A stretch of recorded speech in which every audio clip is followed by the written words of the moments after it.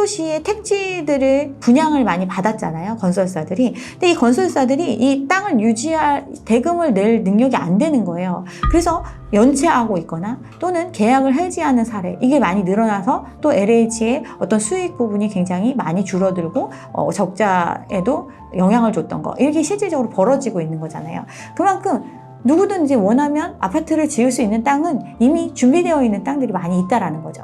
이게 지연된다고 해서 시장에 엄청 악영향을 미치고 공급 부족으로 인해서 다시 가격이 폭등하고 이런 거와는 조금 거리가 있다고 생각합니다.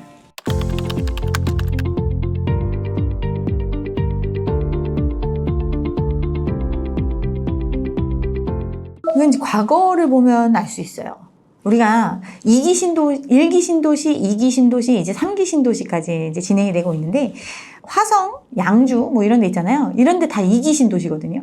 그러니까 벌써 그 예전에 진행을 하려고 했었는데 경기가 안 좋아지면서 사람들이 공급은 다 하기로 이미 약속을 해놨는데 원하지 않으니까 그게 팔리지 않고 실질적으로 그만큼 공급을 필요로 하지 않았기 때문에 개발이 안 된 채 남아있던 게 지금과 같이 이제 부동산 화랑기를 거치면서 이제 다 공급으로 이어진 형태거든요. 그만큼 이미 땅은 다 조성이 되어 있는 거예요. 신도시를 만들려면 이제 택지를 조성을 해서 LH나 뭐 이런 데서 진행을 하잖아요. 3기 신도시 같은 경우도 이제 서울 근교에 일정 부분을 보상을 통해서 땅을 마련을 해서 거기에 이제 부지를 조성해서 여기에 참여할 사업자들한테 매각하는 형태로 또는 직접 개발하는 형태로 이렇게 갖고 있잖아요.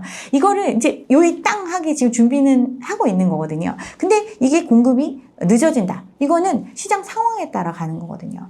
그래서 어떻게 보면 지금 사람들의 마음은 아직 심리가 꺼지지 않았기 때문에 공급 많이 해준다더니 3기 신도시 해준다고 한 지가 지금 몇 년이 지났는데 왜 아직도 안 하고 있는 것 같고 정말 공급이 되긴 하는 거 맞나 막 이런 얘기들을 하는데 한번 시작을 하면 돈이 투입이 되기 때문에 그리고 또 그 돈이 거의 어떤 대출과 연관이 돼서 사업이 진행되고 있기 때문에 진행이 될 수밖에 없어요. 다만 그 시기적인 부분들은 우리가 생각하는 것과 달리 시장 상황에 따라서 공급이 되고 안 되고 이게 이제 지연될 수는 있지만 그게 그것 때문에 공급이 부족해지거나 이런 건 아니거든요. 지금 실질적으로 어떤 신도시의 택지들을 분양을 많이 받았잖아요, 건설사들이. 근데 이 건설사들이 이 땅을 유지할 대금을 낼 능력이 안 되는 거예요. 그래서 연체하고 있거나 또는 계약을 해지하는 사례, 이게 많이 늘어나서 또 LH의 어떤 수익 부분이 굉장히 많이 줄어들고 적자에도 영향을 줬던 거, 이렇게 실질적으로 벌어지고 있는 거잖아요. 그만큼 누구든지 원하면 아파트를 지을 수 있는 땅은 이미 준비되어 있는 땅들이 많이 있다라는 거죠. 이게 지연된다고 해서 시장에 엄청 악영향을 미치고 공급 부족으로 인해서 다시 가격이 폭등하고 이런 거와는 조금 거리가 있다고 생각합니다.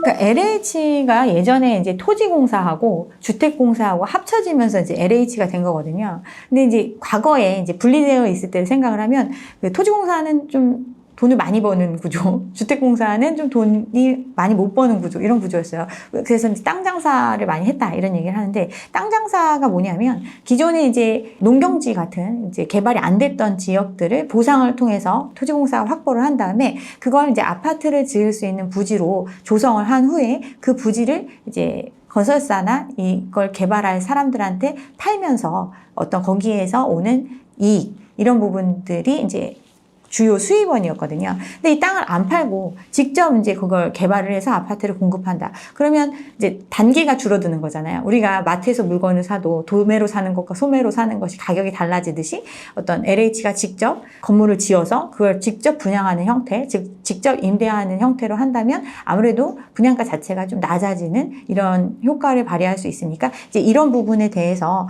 이번 정부가 이제 그런 식으로 좀 구조를 바꿔가려고 고민하고 있는 것 같습니다. 그런데 LH가 이걸 하려면 기본적으로 역량을 갖춰야 되잖아요. 그러니까 과거에는 부지만 조성해가지고 이거에 아파트를 지을 수 있는 사람한테 이 땅을 파는 형태로 여기서 끝났는데 이제는 팔지 않고 직접 아파트를 계획해서 아파트를 건설해서 이걸 공급하는 것까지 다 해야 되기 때문에 굉장히 일단 규모가 커져야 되죠. 이걸 운영할 수 있는 자금이라든가 이 사업을 계속 하려면 돈을 투입을 해야 되고 이런 부분들이 있는데 이걸 할 수 있느냐의 문제가 현실적으로 걸려 있거든요.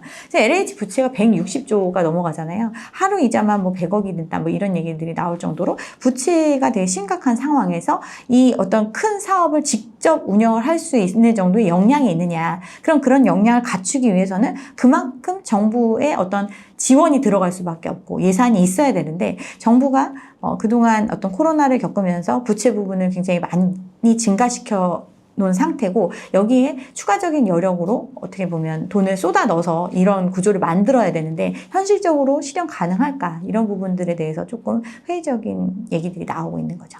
저는 크게 도움이 안 될 거라고 생각을 합니다. 그러니까 재건축, 재개발이라는 거는 기본적으로 민간이 땅을 갖고 있는 그 부지에 대한 개발이 재건축, 재개발이에요. 그렇지만 주변 시설을 정비하는 형태이기 때문에 공공적인 측면이 포함되어 있고 그래서 이 개발의 이익에 대해서 일부를 공공에 기여하는 형태로 사업을 추진시켜 주기 때문에 완전한 민간 개발로 보기도 좀 어렵다. 그렇지만 기본적인 특성 자체가 민간 개발이거든요. 그러면 민간이 이런 걸 개발을 하는 데 있어서 규제를 완화해주면 들어가는 비용에 있어서 일정 부분 세이브가 될 수 있는 메리트이 있겠죠.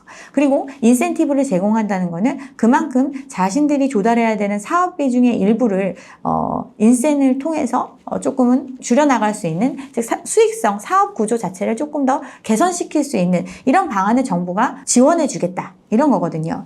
근데 민간이 그러면 나머지 부분, 인센을 받고서라도 이 사업이 진행될 수 있을 만큼의 수익성이라든가 또 어떤 이 구조를 끌어갈 수 있는지에 따라서 이 사업이 진행 여부가 달라지는 거거든요. 또 재건축, 재개발 같은 경우는 개인이 한 땅을 갖고 있어서 바로 개발할 수 있는 게 아니라 수많은 소유자의 동의와 합치의 결과물로서 사업이 이루어질 수 있는 구조다 보니까 이 부분이 과연 정부가 일정 부분 지원해 준다고 해서 전부 다 이 사람들이 돈 안 내고 새 집을 지을 수 있는 모두가 찬성할 수 있는 이런 구조로 갈 수 있는 게 아니기 때문에 공급으로 바로 연결되거나 이런 거는 어렵기 때문에 오히려 정부 차원에서 할 수 있는 3기 신도시의 개발 속도를 높인다든가 아니면 정부가 갖고 있는 유휴부지를 활용한 공급에 있어서 또 어떤 업무로 예정되어 있던 부분들에도 주택 부분의 포션을 늘린다든가 해서 사람들이 선호하는 지역에 공공이 공급할 수 있는 물량을 늘리는 형태 이게 오히려 공급에 대한 실질적인 도움이 되지 않을까 이렇게 생각합니다. 합니다. 집값 안정을 위해서는 현 정책의 기조가 유지가 되고 더 강화되는 형태, 지속적인 대출에 대한 규제 부분, 플러스 오히려 대출의 어떤 규모 자체도 더 이제 축소시키는 이런 것들이 집값 안정을 위한 길이라고 생각을 합니다. 기본적으로 이렇게 집값이 뜨거워질 수 있었던 것은 소득 대비해서 대출이 훨씬 많이 늘어나면서 집값 자체의 어떤 거품이 많이 형성된 형태이기 때문에 이 대출의 규모를 줄인다면 결국에는 집값 또한 하향 안정세를 보일 수밖에 없으니까 돈줄을 재는 것 가장 실효적이라고 생각합니다.